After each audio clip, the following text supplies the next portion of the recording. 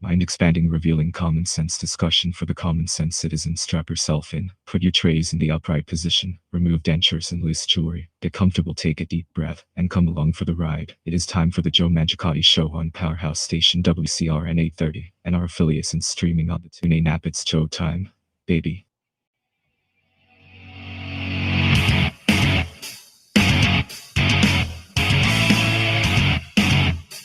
All right, folks. All right, folks. Good morning. Good morning and welcome to the Sunday edition of the Joe Mangiacotti Show. Here it is, April 3rd already.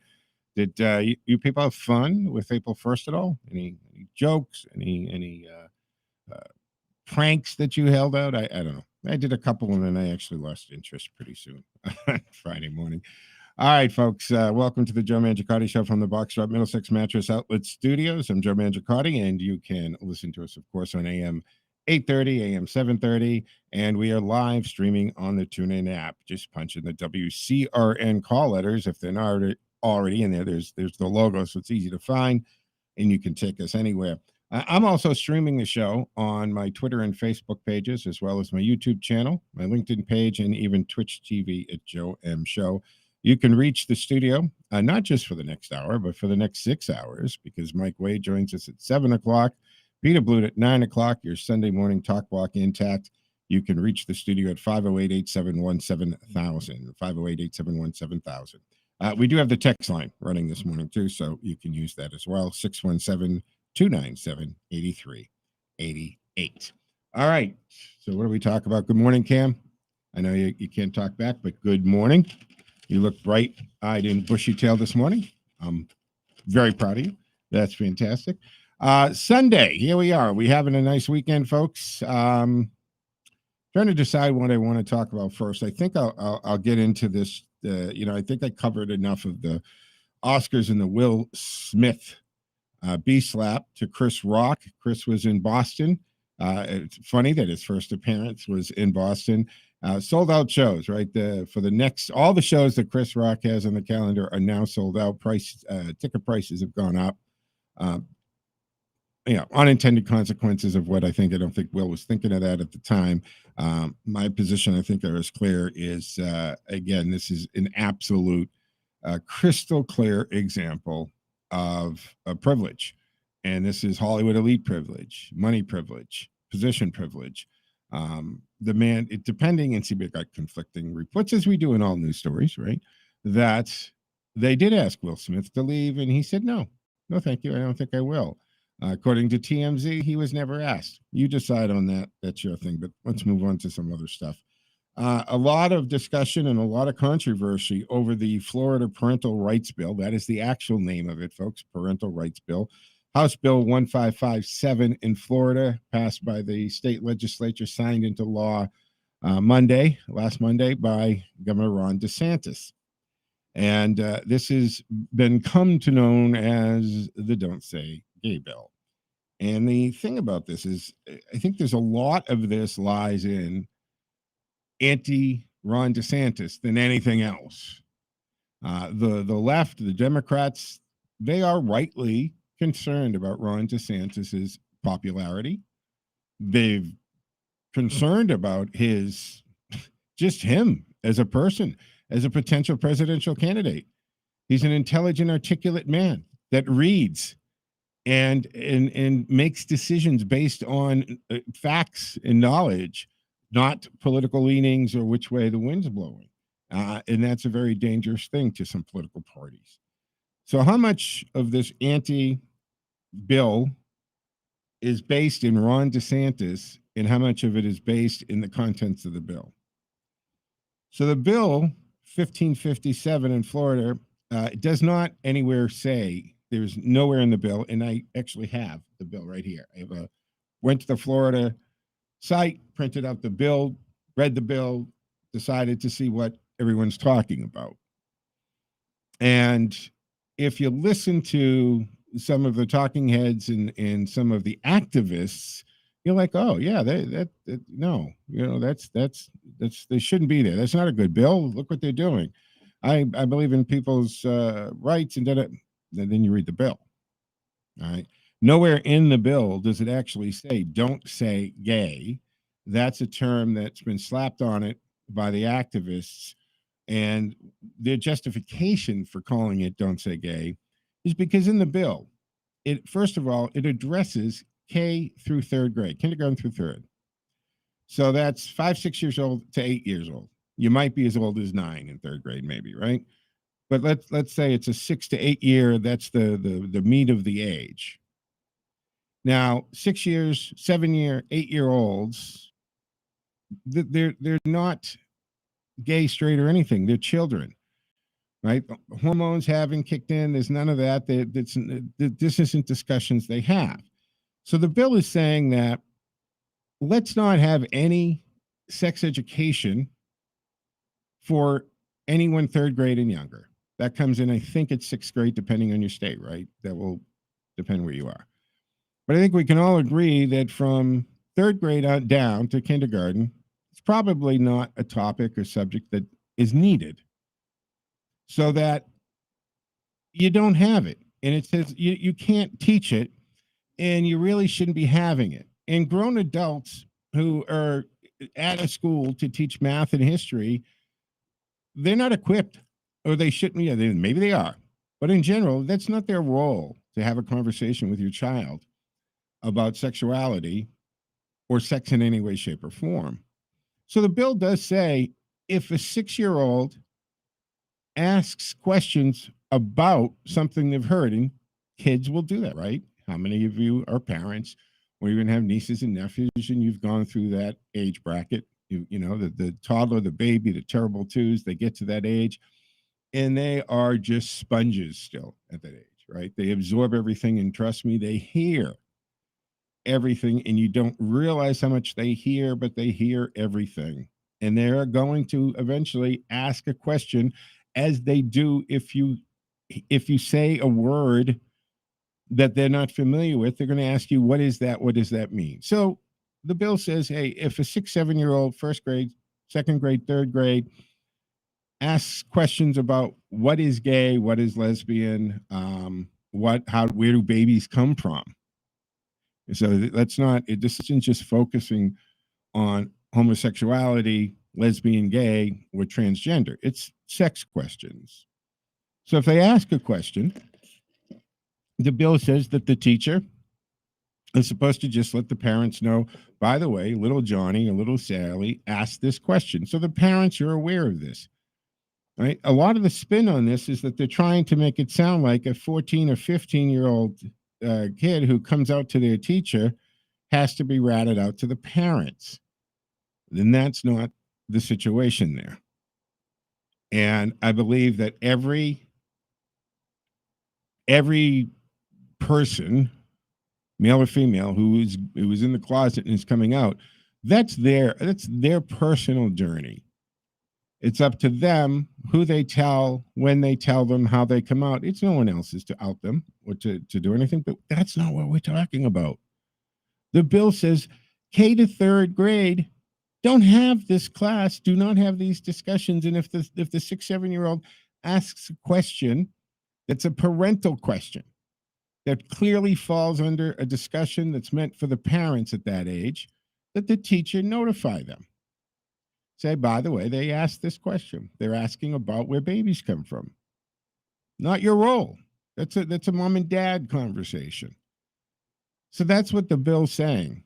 And the activist is saying, no, this wants to erase lesbians and gays. It's anti. It's part of this huge cabal of wiping out homosexuality and gays and lesbians, and especially transgender. But that isn't what the bill says. And I know, because I've had debates already with activists, and they really do feel that this is what's going on there. And there's a whole other aspect about Disney stepping into this argument. And I'll get into that because I have some feelings on that we need to talk about. But for the meantime, don't forget, you can reach the studios at 508-871-7000, 508-871-7000 for two-way talk and conversation. Let me jump to the phones. Mark in Worcester has been waiting patiently. Good morning, Mark. You look marvelous. Well, I want to bring up Michelle. Boston mayor. Yeah, she's a beaut.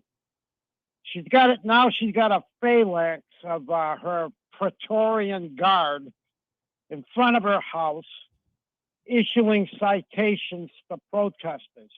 Now, I find that very interesting because I looked her up on Wikipedia, and she was a member of the city council in 2020, the Summer of Love, where they were looting stores on Newbury Street, calling it protest, burning police cars,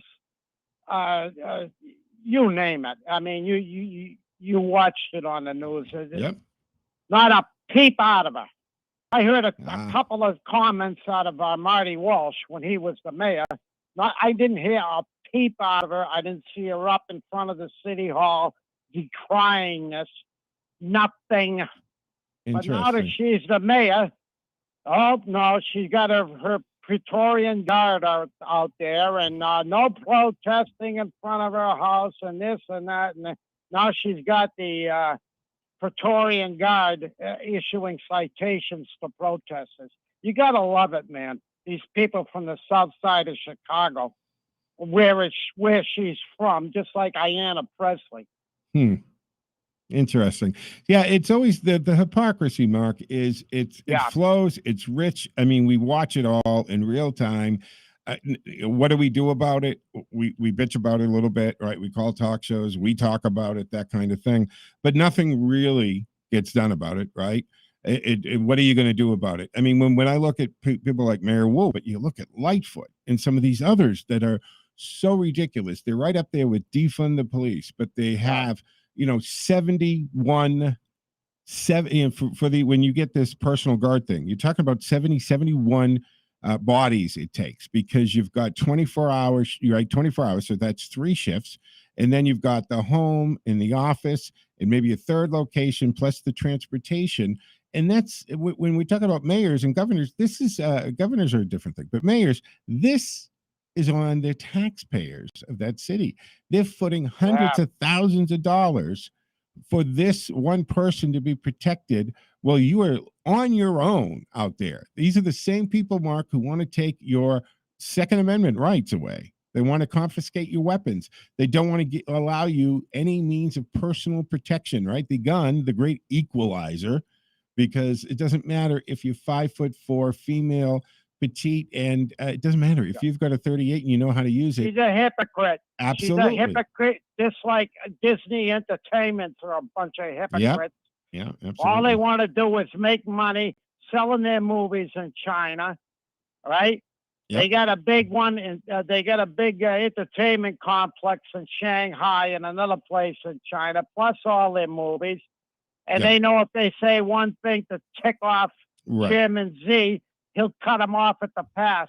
So it's all hypocrisy. You got it, Mark. Yeah, full of it. You got it. Thank you very much for the call. You nailed it, man. You nailed it. Absolutely 100%. And on that note, I mean, Governor DeSantis, when talking about Bill 1557, he actually made reference to that. He said, if we were passing a bill that said you cannot talk about the persecution of Uyghurs in China, the suffering, the internment camps and concentration camps, the enslaved labor, the forced sterilizations and abortions, you're not allowed to talk about that, Disney would be on that 100%. And that's what Governor Ron DeSantis made that point. And I'm glad he took the time to make that point of the hypocrisy of that when he signed that bill, 1557. Now, I'm going back to this Disney stepping in to this Florida bill. And yes, 100%, Mark pointed out that we have this issue with the Uyghurs and how much money Disney Entertainment makes in China. Billion plus. I mean, this is the market that everybody wants to tap into. South Park did a great episode. I mean, South Park is often way ahead of society when they make some of these cartoons that they do, right? The topics that they handle. I mean, they still don't tackle Muhammad, but they did get into a China deal, right? Where one of the local Colorado characters or whatever, finds out, oh my goodness, if I can sell my product in China, it's great. And the Chinese, you see them back up a couple dump trucks of cash and put it on his driveway. And then, of course, the storyline in South Park is that he defends China even against the atrocities and the things that's going on because there's a gravy train for him. So, yes, Disney's never going to say anything about China, right? Now, this, I guess, Top Gun, 20-something years later, right? They're doing a sequel to it. Tom Cruise is on board with this.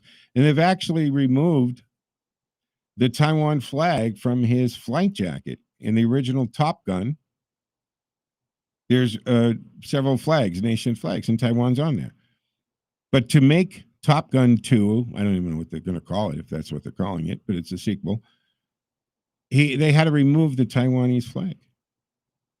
So total hypocrisy. But going back to the Disney stepping in, all of a sudden having this problem with Bill 1557.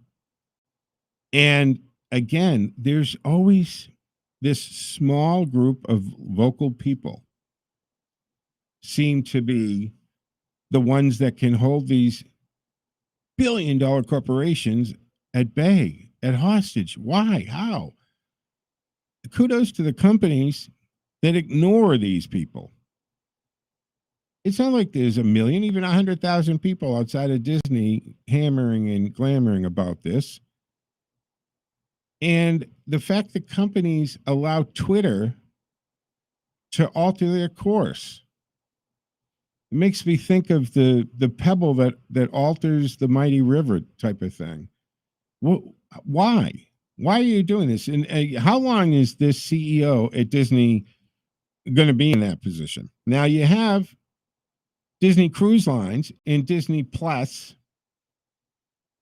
dealing with nations where homosexuality is illegal. They're expanding operations. First of all, let me tell you, there are 71 countries where homosexuality is still on the books as being illegal. And you didn't hear a lot of this when President Trump was in, but he had a huge movement to go against countries where homosexuality was still illegal. Media didn't cover a lot of that because, that's supposed to be a Democratic wheelhouse thing, not a Trump or a Republican thing. But there are 60 countries where homosexuality can put you in prison, torture, or death. And Disney has no problem dealing with those nations. As a matter of fact, they're expanding to Algeria, Egypt, Libya, Morocco, Oman, Palestine, Qatar, Saudi Arabia, Tunisia, and Yemen. These are very anti-gay countries. So the hypocrisy there is the bottom line is more important. And for a corporation, that is the purpose of a corporation existing is to make money. I hate to pop your bubble if you don't think that's what it is, but that is its purpose. But if they're going to lecture the governor of Florida, and this California-based company is going to step into another state and tell them how to run their state and what they can and can't do, they should really check their own backyard. Because they run cruises too. They have Disney streaming. They make movies. They sell their product and merchandise in these nations, these countries, where you can literally go to prison or be put to death for being gay. But they don't have a problem with that. But we're supposed to believe that they have this huge moral dilemma and problem with a bill that says kindergarten to third grade, not the time and place for sex education for those students. If they ask about anything to do with sex, kick it up to the parents where it belongs. That's what they have a problem with. They didn't initially, by the way, right? Some Twitter trolls get into action, and the next thing you know, they have this big problem with it. But the hypocrisy is disgusting. right? We see this all the time. And what do we do about it? What can we do about it? Well, some people are doing something about it with Disney because there are alternatives, right? People are canceling their Disney Channel. Now, they don't want you to know a lot of this. They don't want you to know that bookings have gone down to Disney World and Disneyland. People have canceled the trips. They've dropped the Disney Channel from their packages. And if I was the marketing person or CEO of Knoxbury Trail or whatever it is, or Six Flags, Dollywood even, all of these other amusement parks and entertainment alternative out there, this is your chance. This is your time. Get a marketing campaign going, families welcome, right? Family strong or something like that, and get them on board. And even a majority of the Democrats polled in Florida agree with this bill. So who is against it? Why do they think it's so important that they take this position? I don't know. But people are doing it. They are voting, if you will, with their pocketbooks. People have decided to respond to Disney's out of just totally out of, well, not out of character, because they've done this kind of thing before, right? So it's not out of character, but certainly their hypocrisy in them sticking their proverbial corporate nose where it doesn't belong, and by telling them this with their pocketbook.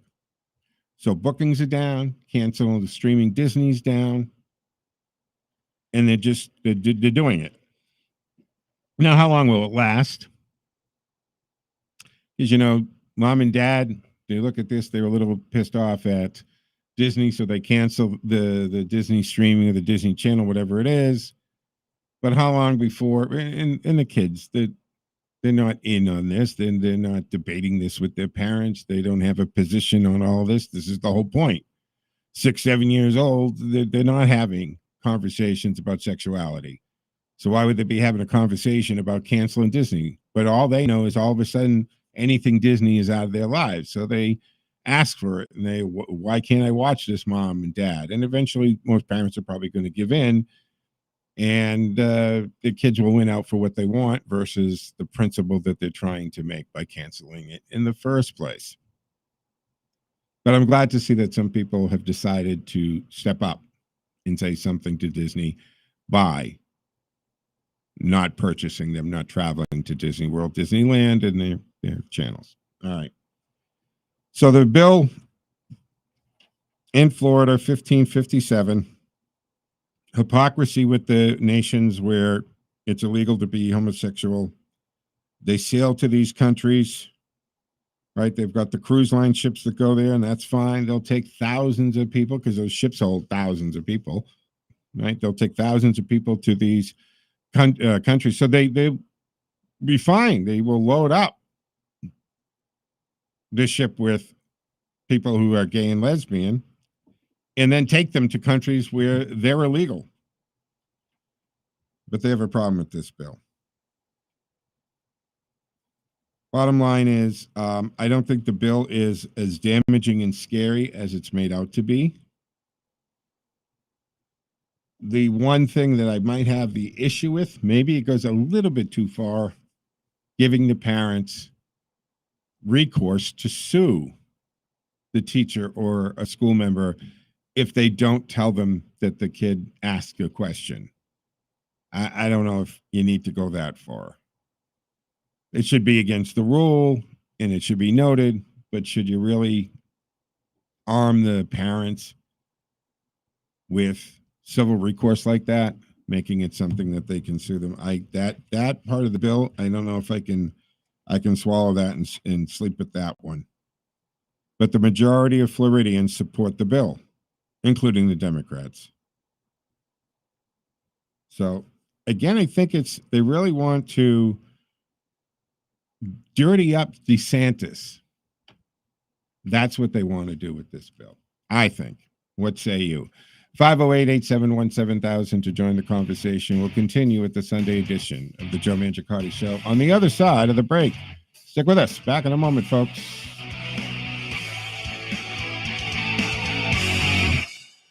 We're going to lunch. We're going to lunch? This is Out with Joe.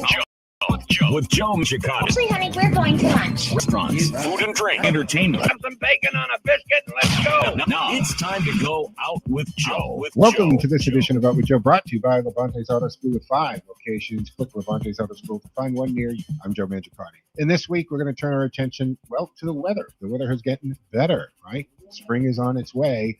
And that means patio season has arrived, not too soon. For more on this, let's go to our friend Mark Hurwitz, who is writing for Dig Boston these days. Hi, Joe. How's it going? Fantastic, Mark. Wow, spring is around the corner. We already had like one really good spring day already. Got me excited. I know, and more is on the way, that's for sure. It's only March right now, so it's early. Tell us, how have the restaurants been dealing with 2 years of COVID, shutting down? A lot of mom and pops went away. A lot of these restaurants got those special licenses to have where they didn't have dining out, right? They didn't have the patio. They got the special license. Those got pushed through. I know in Worcester that happened a lot.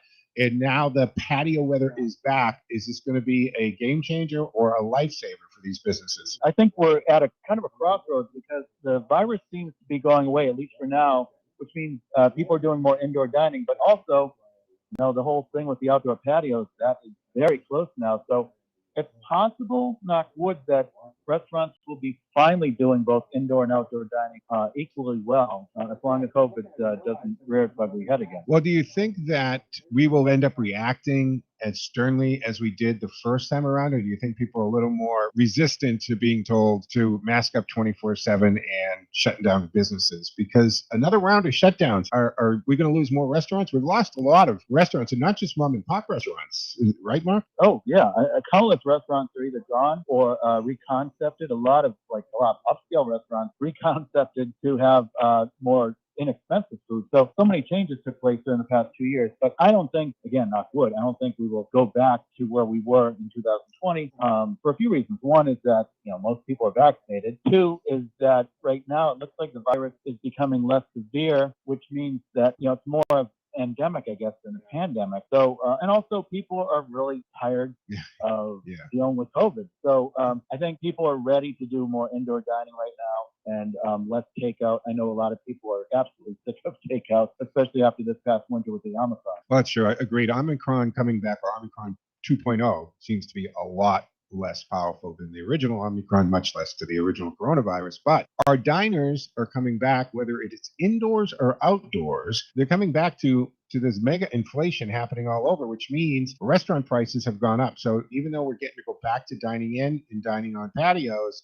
we're looking at 8%, 12%, depending on what we're eating, right? Jacked up prices across the board. Even fast food restaurants have had to raise their prices. Yeah, that's a serious problem. And what it might mean is that people go out maybe, I don't know, if they go out maybe one fewer time per week. I mean, that adds up because, you multiply that by thousands of people, it could be a big problem. But yeah, when you see steak tips for $32 when they were maybe 18 or 20 a couple of years ago, that does make some people think twice, especially those people who aren't really into dining out anyways. Yeah. They might just say, you know what, I'll go to the market and I'll get some pre-made foods, or I'll get some frozen food. So those people might be lost for a while as far as the restaurant business. But those who are really into the restaurant scene, I do feel like there's a pent-up demand. And even if it's more expensive, I do think a lot of them will be back, and a lot of them are back already. I don't think we usually equate sticker shock to dining out, but I think we are nowadays. Is there an official patio date, or does it vary from town to town, city to city, restaurant to restaurant? Pretty much, when do all of the eateries start putting up the umbrellas and putting up the furniture? Yeah, every community is different. I think April 1st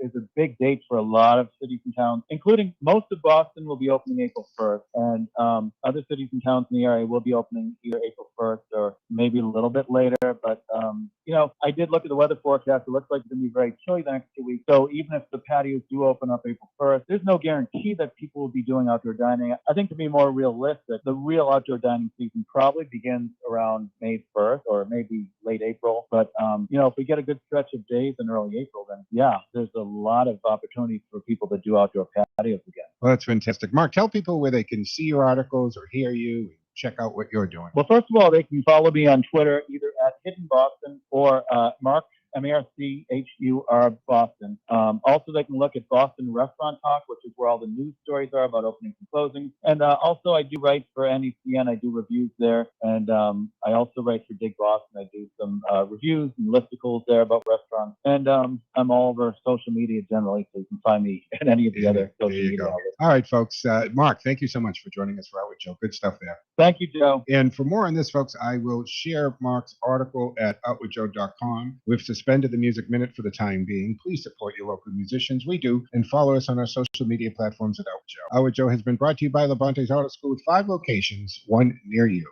You're listening to the Joe Mangiacotti Show on Powerhouse Station WCRN and our affiliates. To talk to Joe, dial 508-871-7000, and you can text Joe on air in real time at 617-297-8388, or email textjoeontheradio@gmail.com. And now back to the most interesting man in the world. When he drives a car off a lot, the value goes up. Common sense talk for the common sense citizen.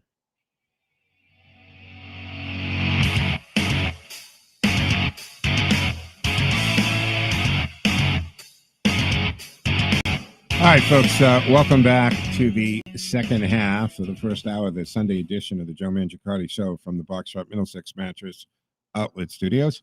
I'm Joe Mangiacotti, and you can join the conversation at 508-871-7000. That's 508-871-7000.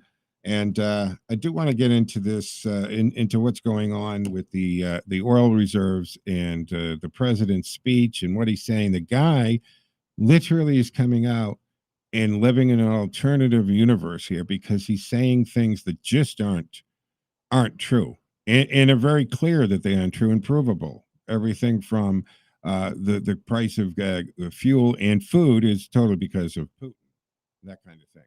Meanwhile, President Zelensky had an exclusive interview with Brett Baer from Fox, and it was interesting because he made it very clear that they will not accept any outcome besides victory. And that means that President Zelensky, he is not giving up real estate. He has made that very clear that this will not end with another chunk of Ukraine being under Russian authority, like Crimea. He's saying no. You can't just decide, I want to take, whether it's the land bridge in the coastal cities in Odessa. Russia wants it, so you give it to me, and I'm going to bomb hospitals and children and theaters and civilians until you give it to me while the world watches. And I saw his clip or a clip of it with the interview, and of course the interpreter's doing it, and he's saying, thank you, for the helmets and the vests and all. That's fine. Really, we appreciate it. But if you really want to help, I need missiles. I need the hardcore stuff. All right. And if you won't, give me pilots and planes, then give me what I can fight with. And it was in the news, so I'm sure you probably heard it. But Ukraine, it seems, has taken Kyiv back under control, under their flag. And that they shot a helicopter with a, I don't want to say it because I don't have the note in front of me. I don't know if it was an Egyptian, might have been an Egyptian missile. I forget where it was from, but they used a fairly new technology and shot down a Russian helicopter. And President Zelensky was asked about the explosion at the oil field on Russian soil. And of course, he said, I'm not going to discuss our operations in anything I ordered, which is the response a president should give. But think about that, because that's extremely significant. If Ukraine has crossed into Russia and blew anything up, The message from Ukraine to Russia is we can get inside your country. We can cause damages there. You're not exempt from this. But a poll that's been released, and again, I always have to raise an eyebrow to all the news reports coming out, right? You don't know what you can believe and what you can't believe when the news comes out. But according to this news release, a poll conducted within Russia, it went from 69% in favor of the war to 81 or 82%, because the propaganda within Russia from Putin is working. And he has positioned this that Russia needs to protect herself and it's under attack from Ukraine, and Ukraine does need to be denazified, and it's laden with drug addicts. That is how Putin has positioned this.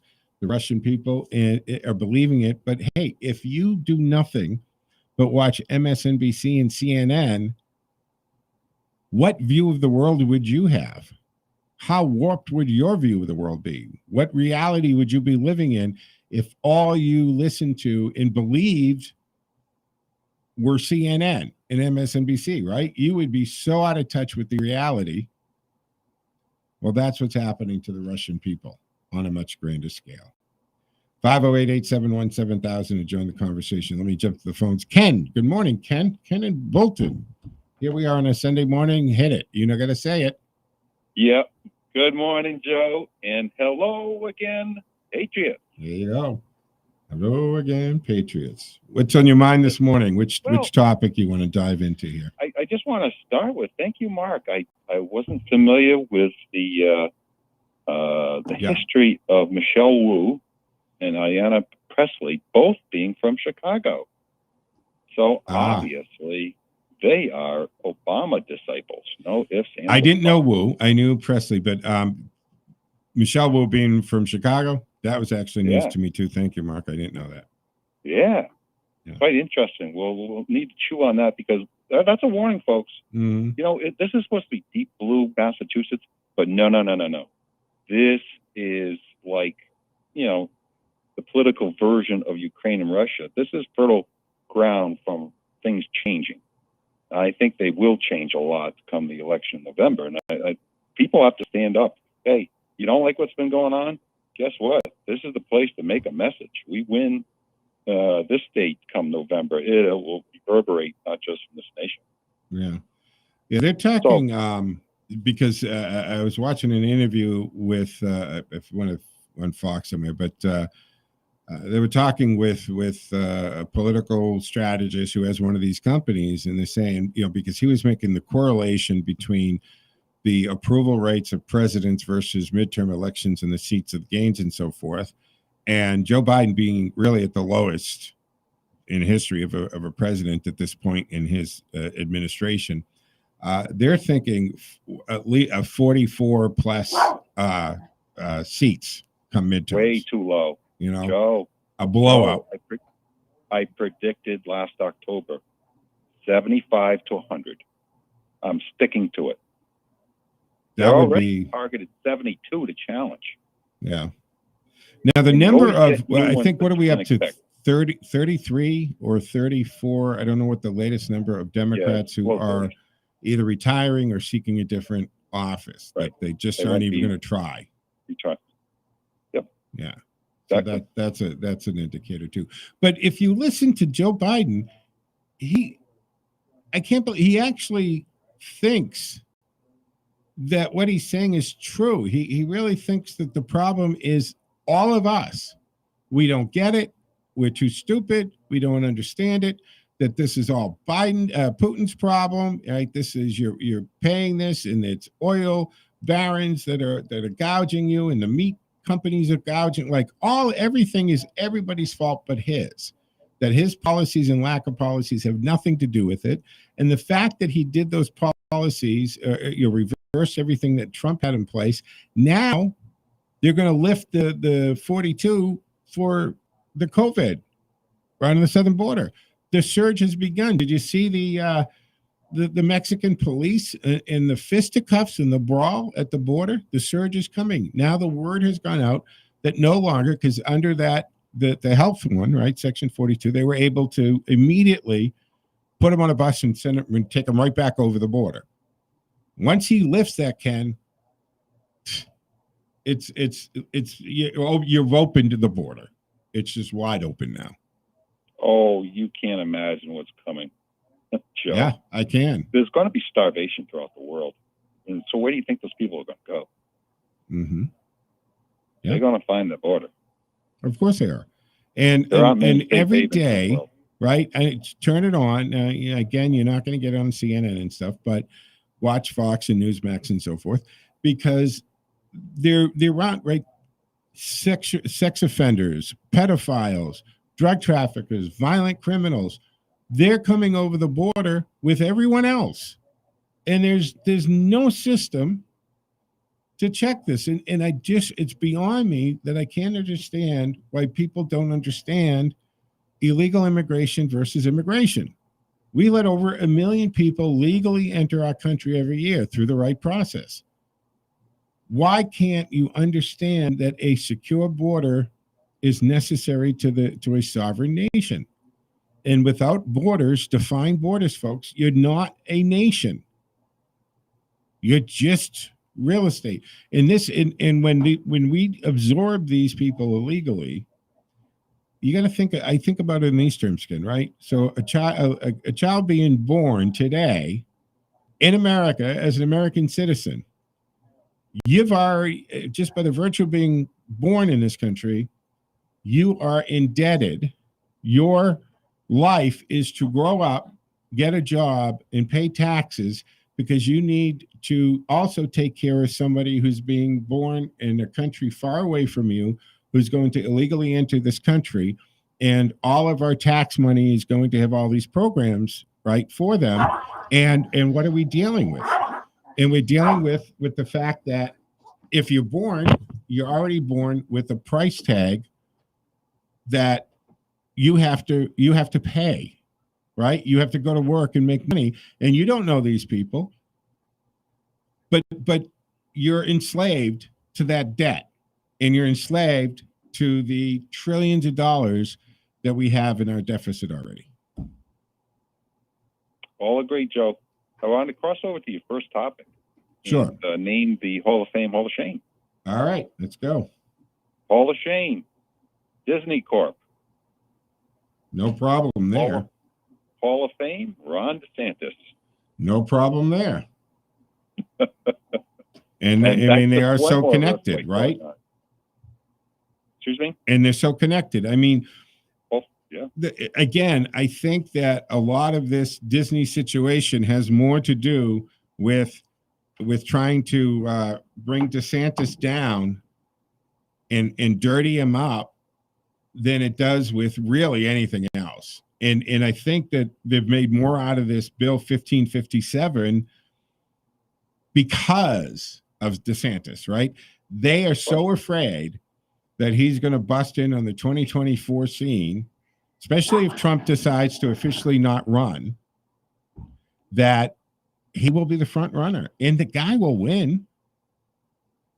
And if it's a Trump DeSantis ticket, geez, that's a blow. No, that's not happening. That I can guarantee. Why? You can't have two powerful people like that on the same ticket. That doesn't happen. There's no way the person at the top accepts that. Yeah. Well, I mean, Donald Trump's going to have a problem with anybody who would threaten his life. It's just that's his personality. That's what also makes him who he is. And that also, I mean, that's his personality is why if he was still president, we would not be where we are. Think about this for a moment. The president of the United States, his phone calls aren't answered. When has that ever happened?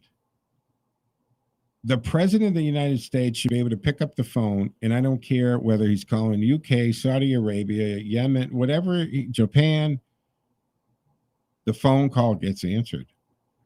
You got the crown prince not taking his calls. He's pissed Egypt off. He's pissed Saudi Arabia off, right? He's insulted them. He's done everything to reverse the Abraham Accords. This Iran nuclear situation again. Like, absolutely, it's amazing to me that we have a sitting president who the world stage doesn't respect. I mean, they used to try to tell us that they didn't respect Trump, and I never believed that. I mean, you watch him, you watch the videos of him going to the G7.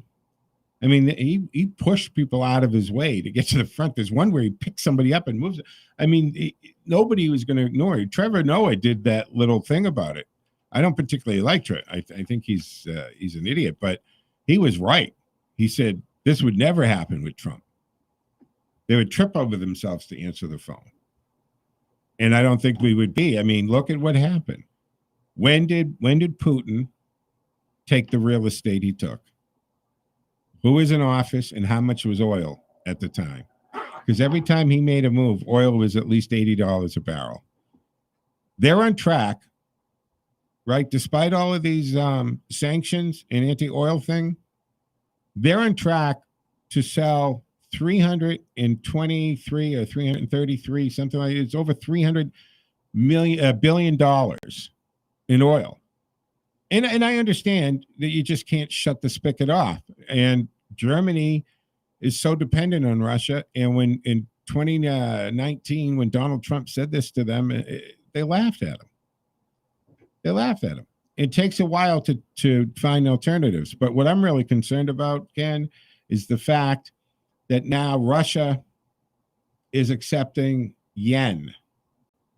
And if nations start to take themselves off of the dollar, which has always been the currency, and why our economy has always been the powerhouse it is and the strongest in the world, is because international deals were done in American dollars. And if they start using the yen, it's taking a brick out of our wall, and it will eventually ripple through, and it will really hurt us, if not destroy us.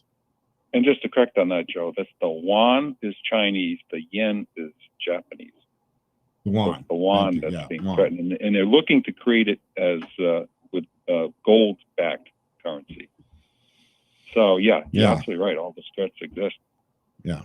And that's not good. It's just not good. You got to be careful of these. But these sanctions, besides the whole contradiction with Joe Biden, they were never meant to be a deterrent. Well, we've got 24 examples of the Biden administration, from Jen Psaki on, Sullivan saying it, right? Blinken saying it, meant to be deterrents, and him saying they were never meant to be deterrents. Well, Biden knew that Putin knew it was coming, and he made himself sanction proof. It doesn't affect him at all.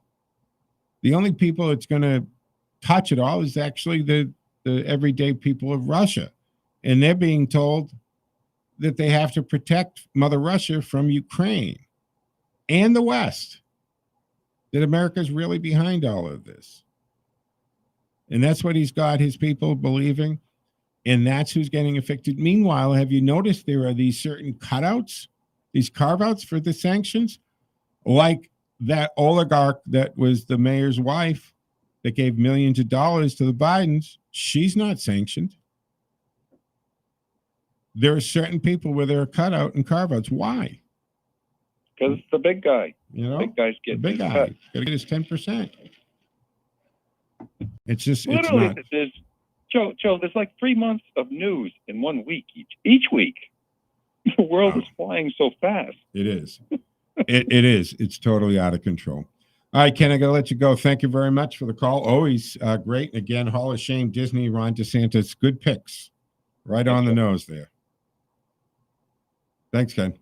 All right, 508-871-7000 to join the conversation. Coming up at 7 o'clock, Mike Wade, conservatively speaking, Peter Blute at 10 o'clock. Mike Wade's in studio a little earlier. Good morning, Mike. How you doing? You look marvelous. Good morning, Joe. I'm not sure if my mic is on or not. Yeah, it is now. Okay, good. All right. Up nice and early? You got a little hoarse. Yeah, a little hoarse. Didn't get much sleep last night. Maybe it was nervous about the show. Who knows? Nervous about the show. Or nervous because Teddy Good Pup? Teddy the pup gave me my regular welcome greeting. this Well, morning. he knew you were going to sit in his space. Mm. He's decided that he likes that part of the counter here Yeah. for you. Maybe we should put a set of headphones on, give him the mic, Give and him let the him mic and let him let talk. him growl away. Yeah.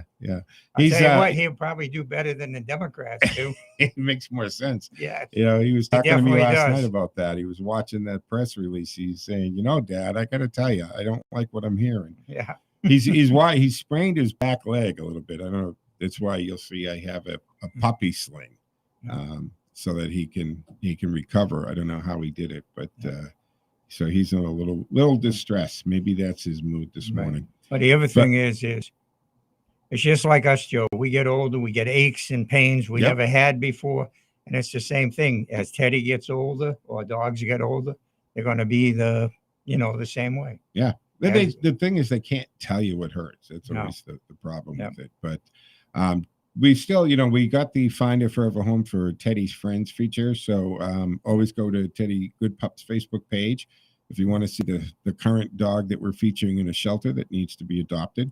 And that will link you over. And we've got a dog. We'll probably have a new dog that we'll feature this week coming up. But it was nice of Teddy to come up with that idea, and he pitched it to me last year, and I thought it was a good idea, and good for him. So he's trying to get back to those dogs that aren't quite as lucky as Teddy's been. Yeah. So good for him. Yeah, because Teddy's got a hell of a home. That's the problem. In fact, I think a lot of people treat their dogs better than they treat their children. Yeah, I hear that. Everybody keeps telling me Teddy's spoiled. I don't see it. I really don't. But apparently people think he might be just a little spoiled. Yeah. 508-871-7000 to join the conversation, folks. Mike, what do you have coming up at 7:00? Well, I was listening to you coming in, and of course you spoil some of my thunder. It always happens. I bet you weren't going to talk about the Florida bill, though. Oh, I was. Oh, you were? Okay. I was going to ask you some questions on it, but I'm going to go into the transgender swimming in the new Title IX that they're trying to put through. Yeah.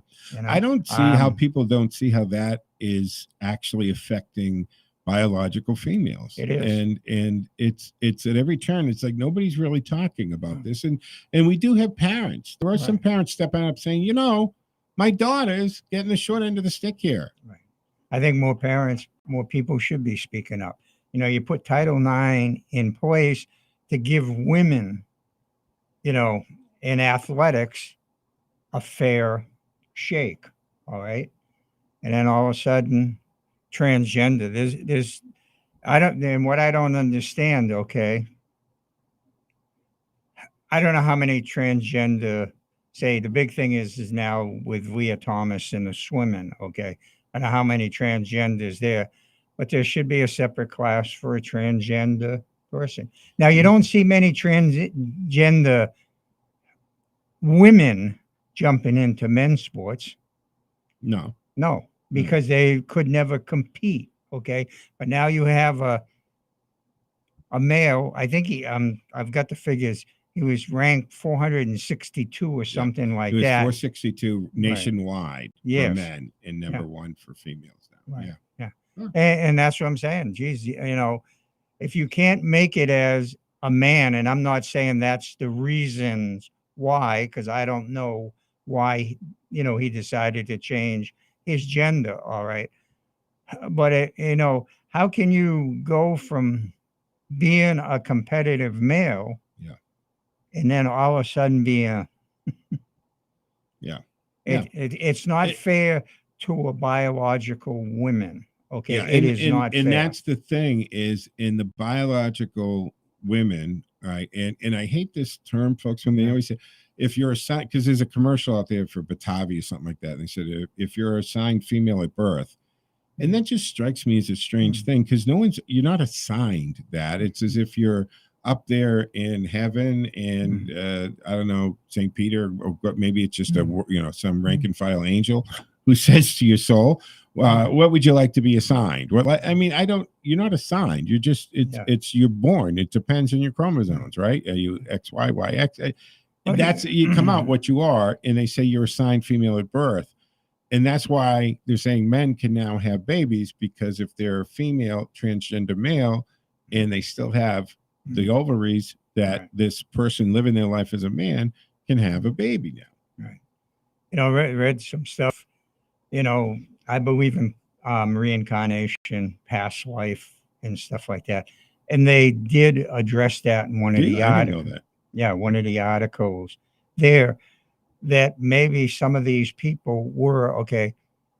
A female in one lifetime, now they're in a male body, and now they want to be, they still Mike, have traits. I Yeah. have had psychics tell me about my past lives, right? You go to a psychic, you Yes. do, Yeah. and I've been told by psychics that I've been a female, kind of a witch or a medicine woman in a village. I was a commodore of a fleet of ships at another time, and I had some kind of commune in Pennsylvania in another life. So I've had like 7 lives. I've had multiple psychics tell me interesting, but this will actually wrap up the Sunday edition of the Joe Mangiacotti Show from the Boxtrot Middlesex Mattress Outlet Studios. I'm Joe Mangiacotti. Stay tuned. We're going to take a break here at 7 o'clock. Back on the other side with Conservatively Speaking, Mike Wade in studio. Your Sunday morning talk block is intact, folks. I'm Joe Mangiacotti, and I'm asking you to now join me Mondays and Fridays at 1 p.m. Our Sunday morning political talk block is still intact, so wake up Sundays, 6 a.m., the Joe Mangiacotti Show, the